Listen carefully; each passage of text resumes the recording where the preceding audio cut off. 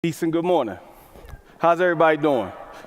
Come on, y'all know me. Come on, it's not there. Good morning. How's everybody doing? We're not, this is a conference, but it's an unconference, right? We don't want to just be so tight that we can't kind of have a conversation.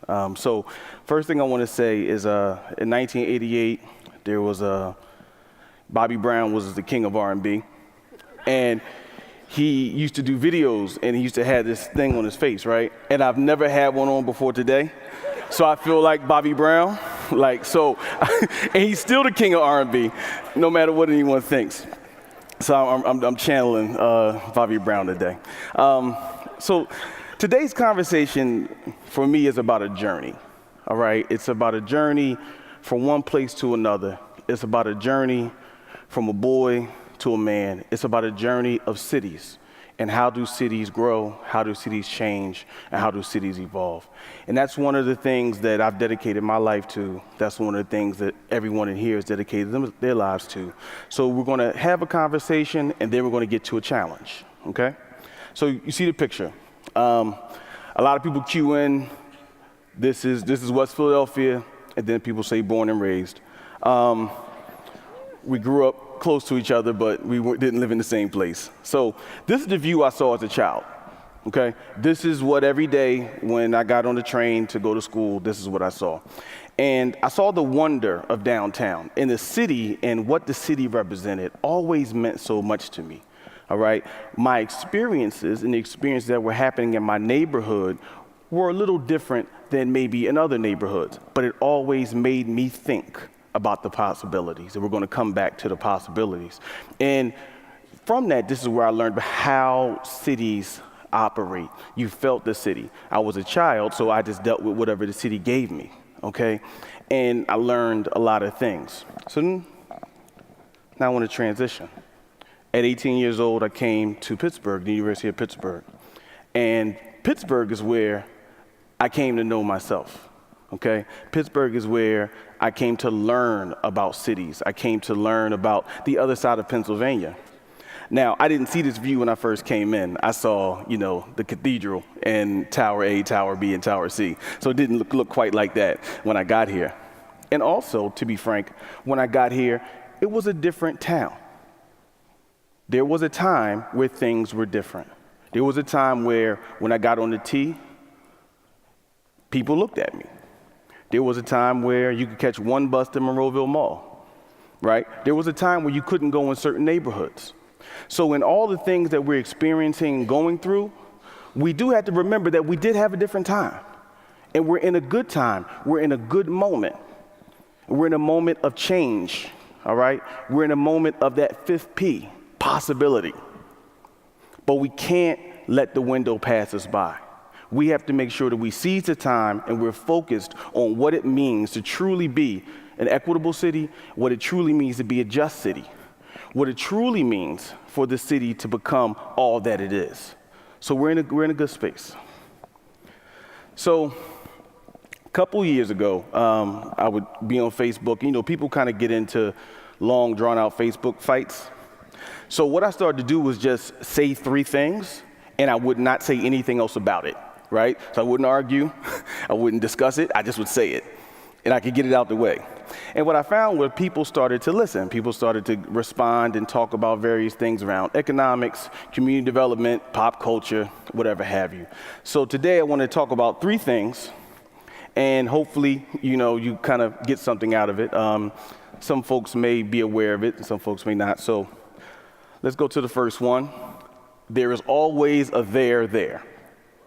And there's always a there, and particularly around marginalized communities, okay?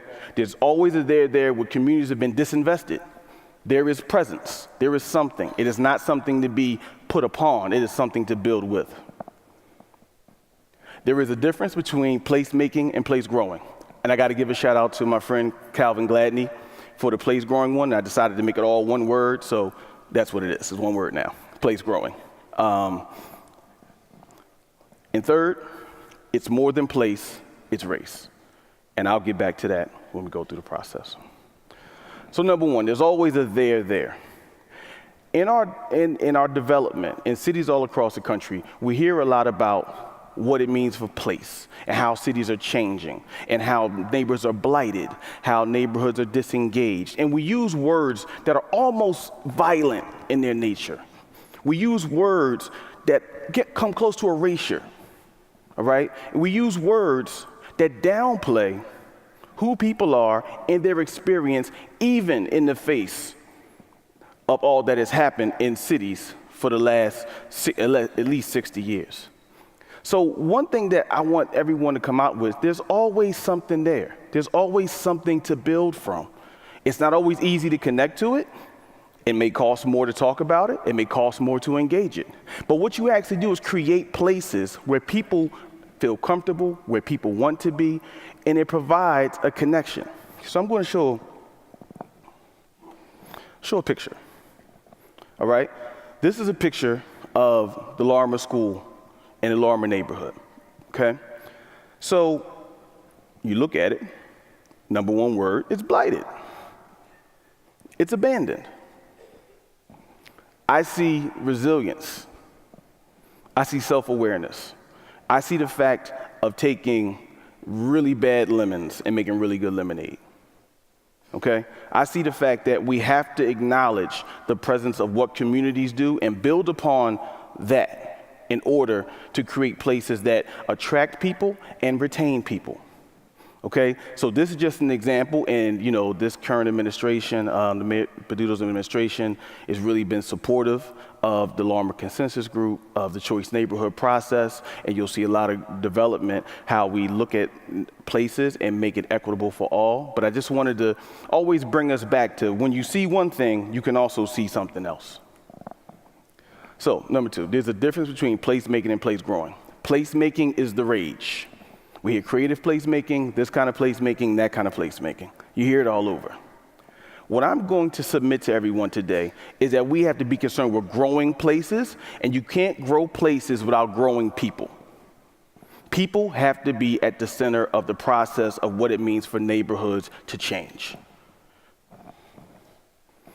So if everyone looks at this beautiful, cycle here, can anyone tell me what's missing from this diagram? People, energy, life. It asserts that you do something to people, not with people. It asserts that this is how you can create a community without necessarily engaging that place to be a part of it. Now, I know that in our city, we're not thinking like that. I know in other cities, we're not thinking about this, but this is what we must get away from.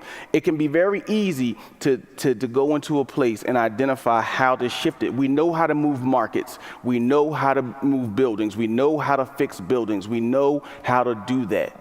We have to dedicate ourselves to the development of people, all right, as steadfastly as we are dedicated to the development of buildings. And that is the interlocking between people and place that's so important to me and so important to many of you. So this is the third thing, and this is the elephant in the room. It's easier to talk about neighborhoods and communities than it is to talk about racial inequities and racial disparities. And sometimes racial disparities are talked away within neighborhood, within access, within opportunity, without engaging the fact of the consistent racial inequities we have in our city and we have in our country. And I think we can't really begin to change places and help people until we fundamentally engage the fact that we just don't have a place problem, we have a race problem. And whether that is immigrants, whether you're talking about the refugee population, whether you're talking about Latino populations, the African American population, and then if you want to extend it, we have gender problems, right? We have these disparities that we can't talk away by just talking about place. So to that end, you see the percentage of 18, 16-year-old black residents living in poverty in Pittsburgh in 2011. So you see over 30% of the black population at that time is living in poverty. It's very difficult to redo neighborhoods if 30% of a population living in poverty. We have to worry about preservation. We have to create affordable housing. We have to do inclusionary zoning. We have to do all the things that preserve, but we have to create pathways of opportunity and pathways of growth. We can't preserve our way out of this. In order to create a just, livable city, we have to make sure people are leaving poverty. And we can't leave that in the conversations. And to all who are creating those pathways, those opportunities, I salute you, and we all have to really be thinking about that as we create these places for families. And this is the second one. This is the ratio of black and white unemployment in the city. And what you'll see is that we're over 2.5 to 1. Again, an unemployed person is not the person that's going to be able to buy the home, to reinvest in the home, to pull equity out of their home. So when we're talking about this, we have this racial disparity that we're trying to resolve. So in the beginning, I showed you the picture that I had of Philadelphia. And now Pittsburgh being my home, adopted home, second home. My challenge to everyone in here is to make sure that every child in every neighborhood, all 90 neighborhoods, feels that fifth P of possibility every day they wake up. They have that same feeling of wonder, no matter if they live in Northview Heights, Carrick, Beachview, Homewood, Hazelwood, Squirrel Hill, Spring Hill, no matter where you live in this city. We have to rededicate ourselves and we have to double down on the reality of creating the possibilities for everyone in our city. Thank you.